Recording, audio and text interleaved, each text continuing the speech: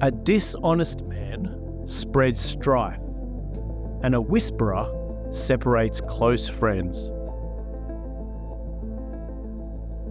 Whoever covers an offence seeks love, but he who repeats a matter separates close friends.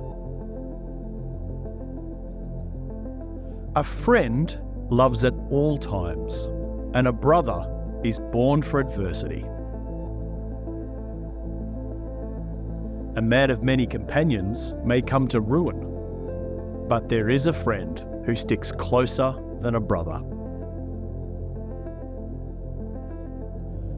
Wealth brings many new friends, but a poor man is deserted by his friend.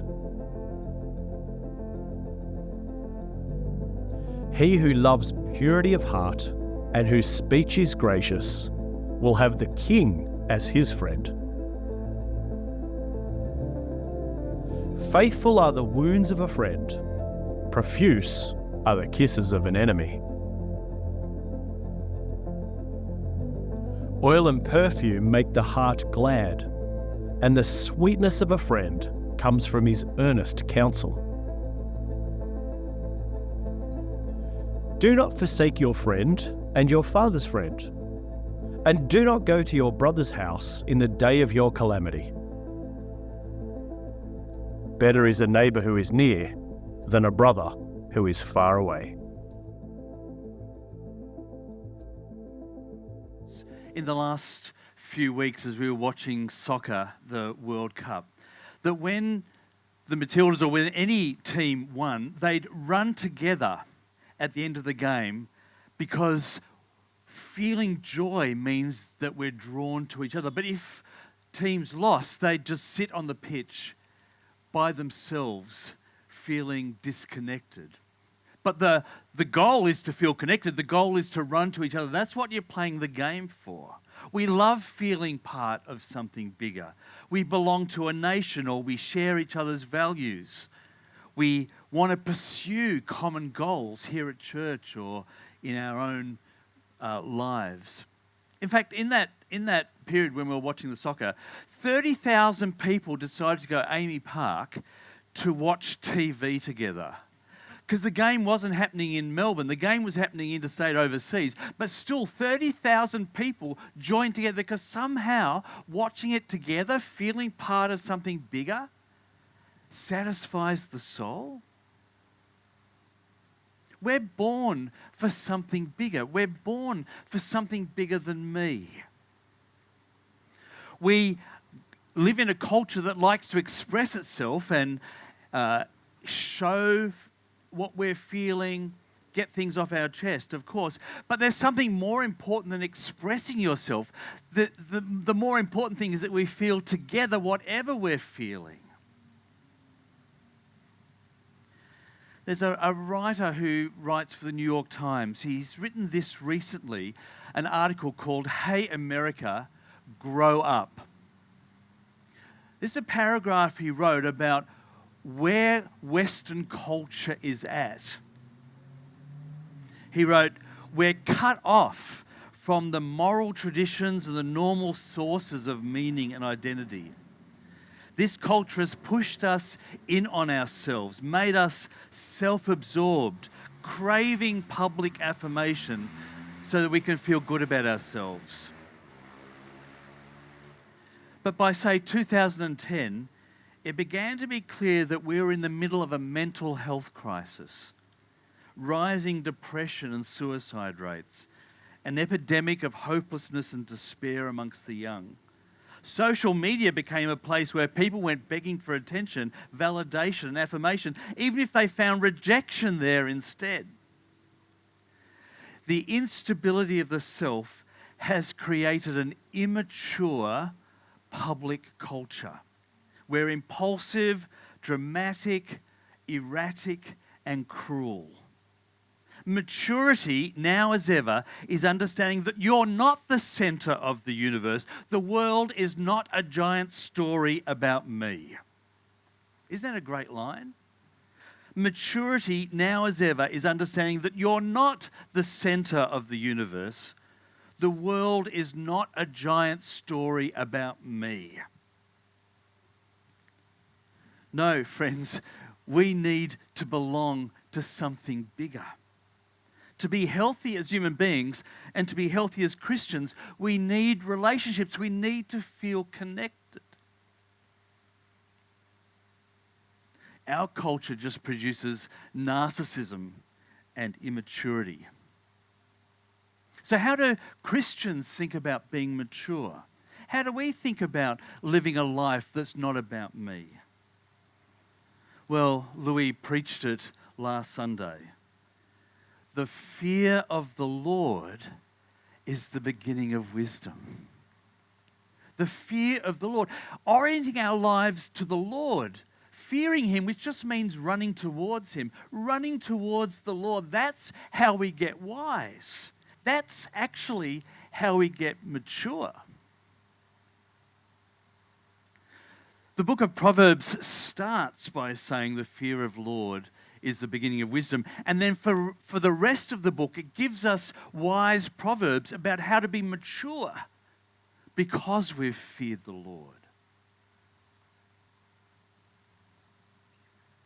There's lots in the book of Proverbs about how to be a friend and how to have a friend. And if we are fearing the Lord, running towards Him, we'll work out how much better we can connect with each other. We need the Lord and we need friends too. Listen to this proverb. A man of many companions may come to ruin, but there's a friend who sticks closer than a brother. There's a friend who sticks closer than a brother.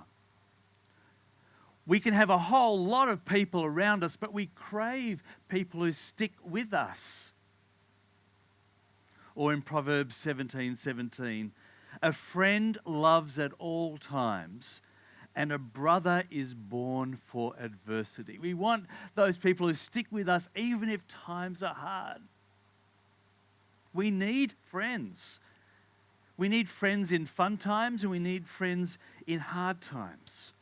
We need to love everyone. We need to love our enemies, but there's something reciprocal. There's something deeply satisfying about a friendship to whom we can give and who can bless us, encourage us in return. Now, there's no one right way of being a friend or having a friend. I have 25,000 friends on Facebook. Most of them I've never met before. That's one way of thinking about friends. But that devalues the currency. There are some cultures in the world where there are different ways of saying the word you. There are formal ways, there are informal ways, so that you can sort of judge how close or how distant the people are around you. Australians are desperate for friends, especially later in life. Did you know that 25% of Australians live alone? A quarter of all Australians live alone. I'm a single man. I live alone. I get it. And there's an enormous number of people in Australia who live alone because of divorce. So this is a quote from the Australian Institute of Health and Welfare. Relationship separation tends to result in an increase in loneliness across ages and genders. However, the effects are more pronounced for men than for women. Recently separated men are over 13 times as likely to be lonely than married men, as opposed to twice as likely for separated women compared to married women. There's lots of loneliness. There's a particular loneliness amongst men who are no longer married. The Proverbs speak about how to grow up. And the Proverbs speak about how to be a friend. We need friends. We need to invest in our friendships. Friends help us make sense of the world. And we want communities like this. But what does a community like this have as its bedrock? A whole lot of brothers and sisters who are friends with each other. We need to put time and energy into our friends. And in fact, you guys learning to be friends one with another and those around you will be the most magnificent witness to your neighbourhood, to your suburb, to your town. Because Australians don't do friendship very well. So if you guys do, you can be a city on a hill quite literally.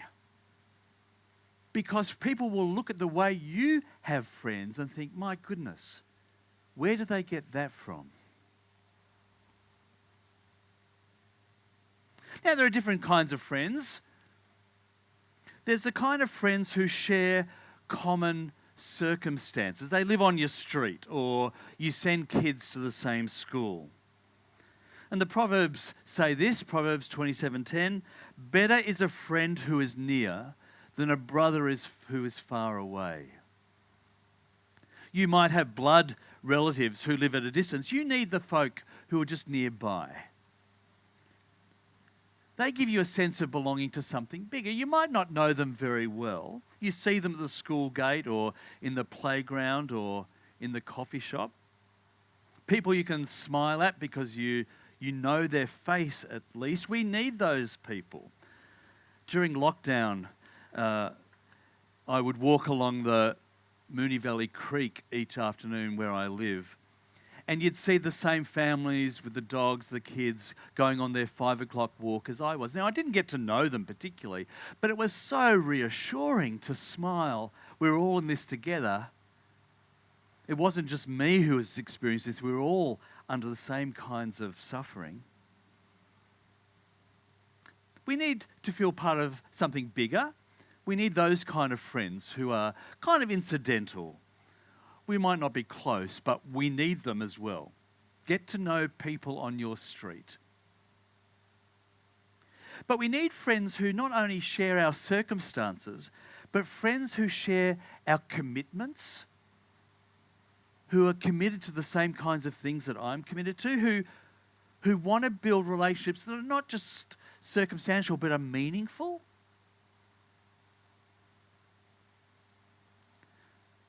Deep. The Proverbs have this to say, Proverbs 26:18-19. Like a madman who throws firebrands, arrows, and death is the man who deceives his neighbour and says, I'm only joking. To just be superficial, to just joke with each other, it's, well, equivalent to throwing firebrands, arrows, and death. There's something we need more than just joking with people, right? We need to feel like we're getting beyond the superficial. As you are doing here in your church, in your small group, people in your household, in your political group, in your union, in your book club, in your gym. These are not just random. They're not like people on the street, right? But they're people who are committed to this idea or this practice or this goal. We need those people that we've made a choice and they've made the same choice. And so we find ourselves aligned with them. They give us a sense of belonging where our home is. I go to evening church in Melbourne, in Carlton.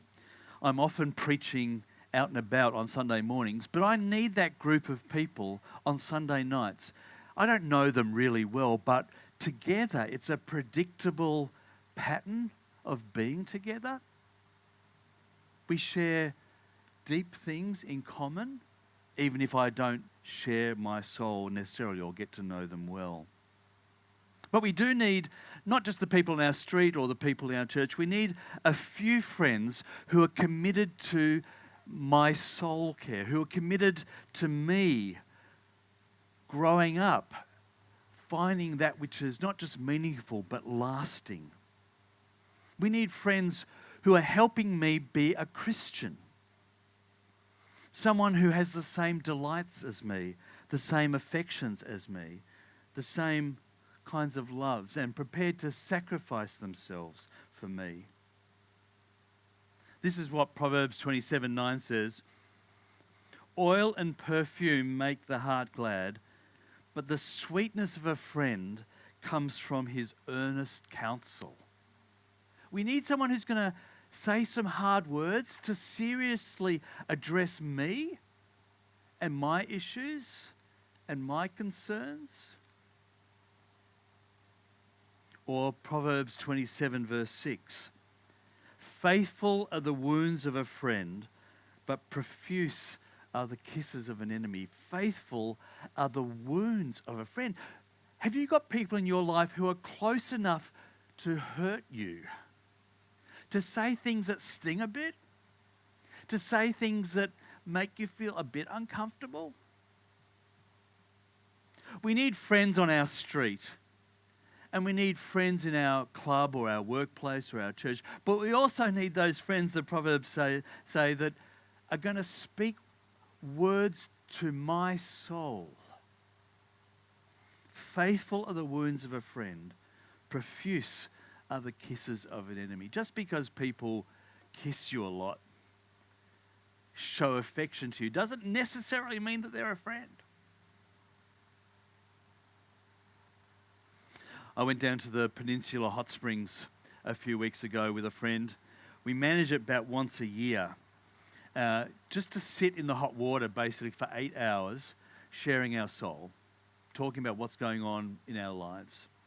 It was a great day. When he got home, his wife had had her small group that morning, and the wives in the small group had said, "We wish our husbands had friends like that." Joe reported it back to me, and I realized that we were especially blessed to be able to share our soul concerns and spur each other on individually to love and good deeds. It might not be that those people are very close geographically. I might not see them every day. And it might be that we don't share many hobbies together, but we do yearn together for the city that has foundations and learn to help each other see our lives in the light of the glories yet to come. And when I spend time with a friend like that, every part of me feels more alive. Every part of me feels more integrated. I feel more whole.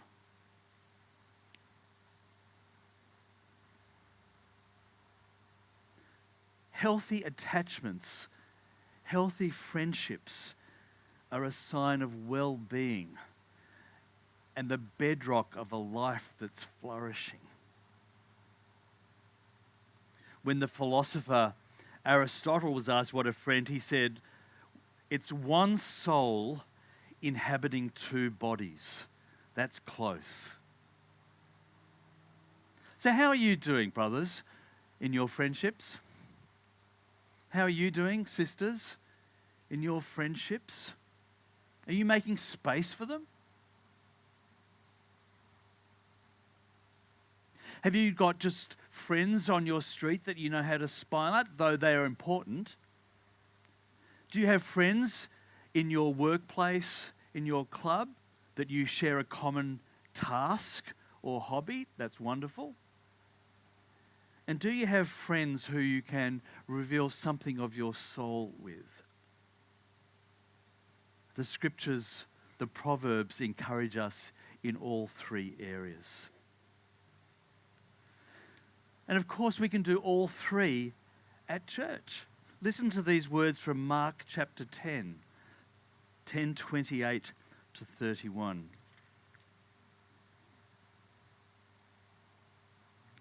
Peter began to say to him, "We've left everything to follow you, Jesus."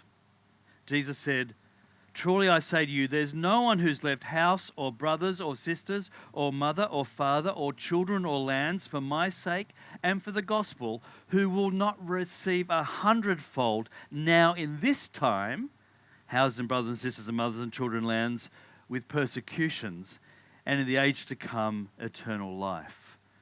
Many who are first will be last, and the last will be first."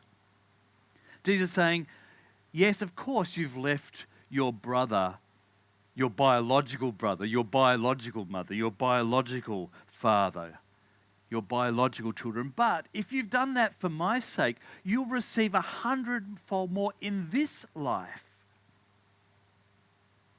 That the friends we have in church, these are some of the most precious relationships we have. Now, it might be that your biological family is here at church with you, all the better. But if not, in this fellowship, we have something really precious. The people sitting around you this morning can help you mature as a human being, as a Christian, and can encourage you in your friendships as well. Jesus is saying, really, nuclear families are not the meaning of life. Your biological family is not where you find your most profound meaning. If you're single, it's not a fate worse than death. We are heaven brought forward. We are learning to live like we'll experience in heaven. And Jesus says at the resurrection, there will be no marriage or being given in marriage.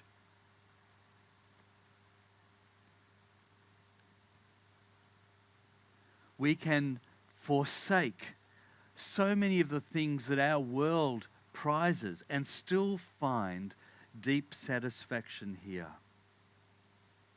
We need to develop friendships here as well. Or listen to these profound words from Jesus in John chapter 15. 15 verse 12. This is my commandment, that you have love for one another as I've loved you. Greater love has no one than this, that someone laid down his life for his friends.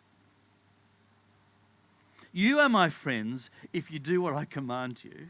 No longer do I call you servants, for the servant doesn't know what his master is doing, but I have called you friends, for all that I have heard from my Father I've made known to you.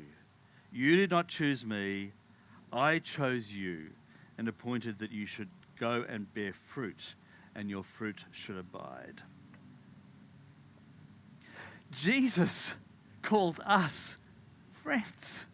It's extraordinary. The one who made the world, the one who renews the world, the one who will come back to save the world.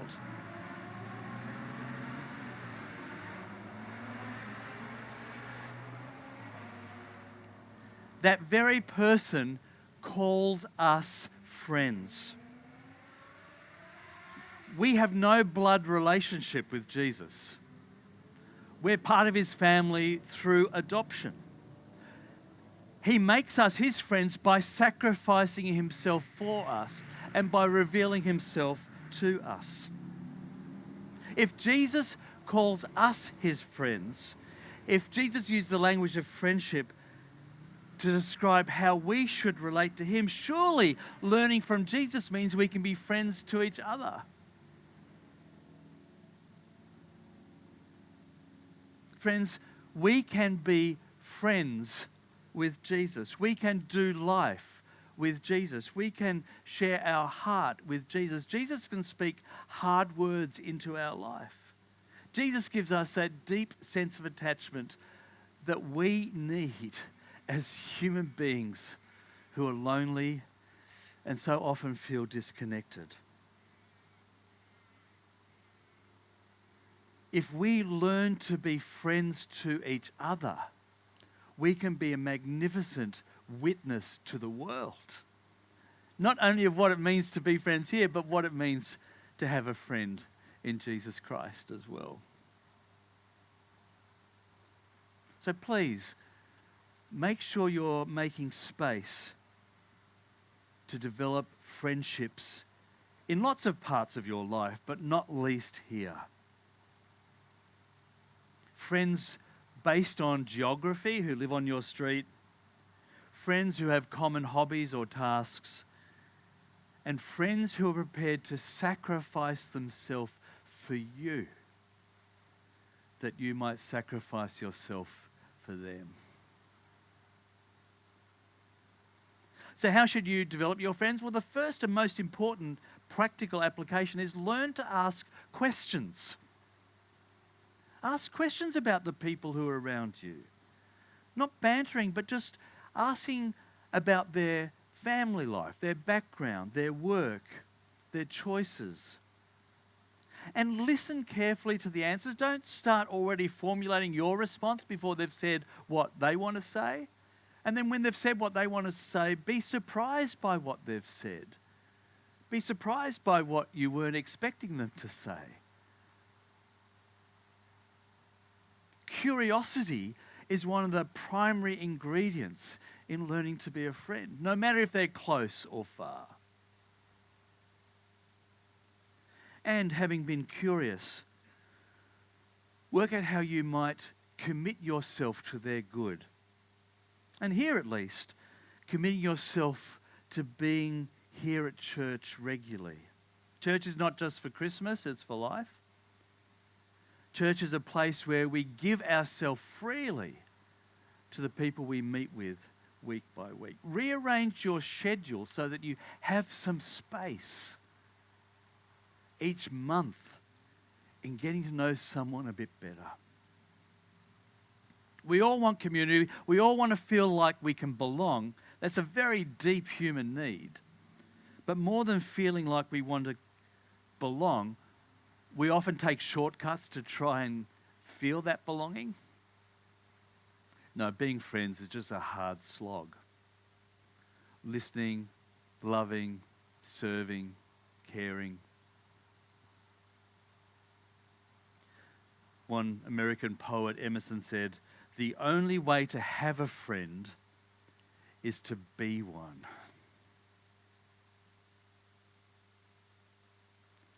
Friends, if you want to be mature, you need to learn to fear the Lord, run to the Lord. That's the basic posture for maturity as a Christian. But one of the most basic strategies for being mature as a Christian is to be a friend and to serve your friends. If you want to grow as a Christian, one of the most basic strategies is invest in friendships. For as the Proverbs say in 27:17, iron sharpens iron as one person sharpens another. Let me pray.